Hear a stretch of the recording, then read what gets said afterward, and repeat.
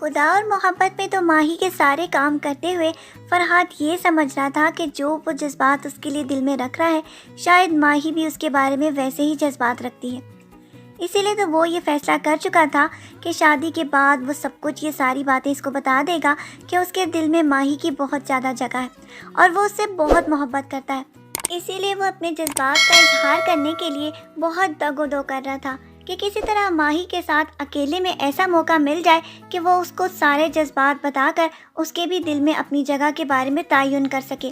لیکن اس کو تو قدرت کی طرف سے ایسا موقع نہ مل سکا کہ وہ کسی طرح ماہی کے ساتھ اکیلے ملاقات کر سکتا۔ جب بھی وہ ماہی کے قریب جاتا ماہی بہت زیادہ مصروف ہوتی، کیونکہ اس کی اکلوتی دوست ردا کی شادی تھی، اسی لیے وہ اپنی اسی مصروفیت میں اس کو اگنور کر رہی تھی، یہاں تک کہ وہ تو شادی کو پوری طرح انجوائے کرنے کے لیے اس کو بھی بھول چکی تھی، جبکہ وہ یہ جانتا تھا کہ اس کے دل میں جتنی زیادہ اس کے لیے جگہ ہے وہ عنقریب وہ خود ہی اس کو بتا دے گی۔ لیکن بارات کے آتے ہی اس نے تو اس کو پہچاننے سے ہی انکار کر دیا اور شادی کی فنکشن میں وہ اس طرح بزی ہوئی کہ وہ اسے بھی بھول گئی۔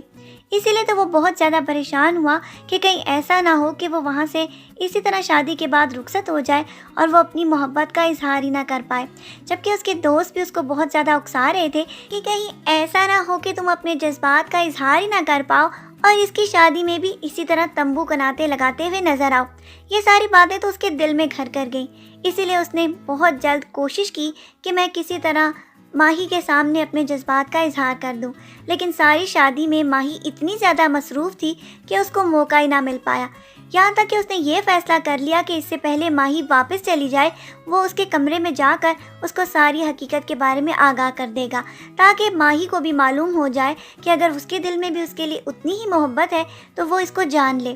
جبکہ ماہی کے تو فرشتوں کو بھی یہ معلوم نہیں تھا کہ وہ اس کے بارے میں اس طرح کے خیال رکھتا ہے، کیونکہ ماہی جس خاندان سے تعلق رکھتی ہے وہاں ایسے لڑکے کے ساتھ شادی کرنا مشکل ہی نہیں بلکہ بہت ناممکن ہے۔ اسی لیے موقع پاتے ہی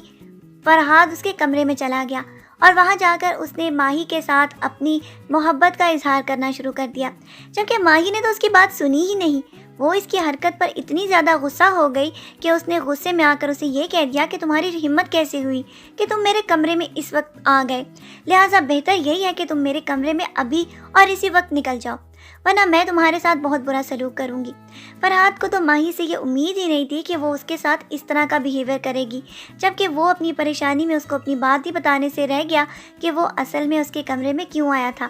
وہ تو اپنی محبت کا اظہار کرنے آیا تھا اور یہ جاننا چاہتا تھا کہ کیا واقعی ماہی بھی اس سے محبت کرتی ہے یا نہیں، لیکن ماہی اس کے اس ارادے کو کہ وہ اسے پوچھنے آیا ہے غلط سمجھ بیٹھے گی اور وہ یہ سمجھے گی کہ شاید یہ کسی غلط ارادے سے اس کے کمرے میں آیا ہے، اسی لیے وہ اس کو پہلے تو بنا سنے یہ کہے گی کہ کمرے سے چلے جاؤ، اور جب وہ نہیں جائے گا اس کے بعد ماہی غصے سے خود ہی کمرے سے چلی جائے گی اور پھر وہ یہ ازیوم کر لے گی کہ شاید وہ کوئی برے ارادے سے اس کے کمرے میں داخل ہوا تھا۔ اس کے بعد کہانی میں بہت بڑا ٹوسٹ آنے والا ہے، کیونکہ اس واقعے کے بعد تو ماہی اس سے بہت دور ہونے والی ہے، اور اس کے بعد کہانی میں کیسا ٹویسٹ آئے گا یہ ہم آپ کو ان قریب اس کی مکمل کہانی میں بیان کریں گے۔ تو چلے آج کے پرومو ریویو کو یہیں پہ ختم کرتے ہیں اور پھر ملتے ہیں نیکسٹ ویڈیو میں۔ اپنا ڈھیر سارا خیال رکھیے گا، بہت ساری دعاؤں کے ساتھ۔ اللہ حافظ۔